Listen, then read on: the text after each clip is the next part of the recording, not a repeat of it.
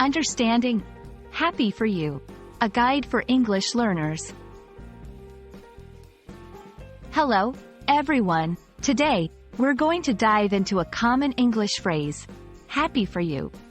This phrase is often used in everyday conversations, and understanding its nuances can really enhance your English communication skills. So, let's get started.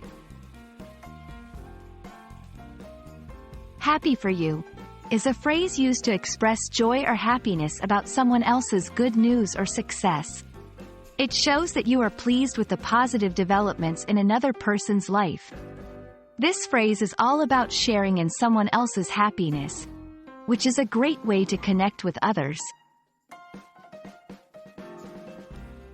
This phrase is versatile and can be used in various scenarios. 1. Celebrating achievements. When someone shares their achievements, like getting a new job or winning an award. 2. Personal milestones. In response to personal milestones such as engagements, weddings, or having a baby. 3. Overcoming challenges. When someone has overcome a difficult situation or challenge.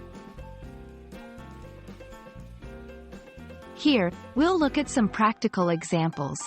1. Friend's promotion. You got the promotion? I'm so happy for you.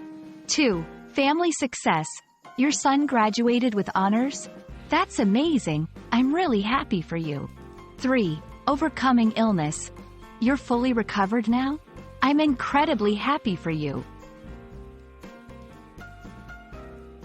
While happy for you is a positive phrase, it's important to use it sincerely.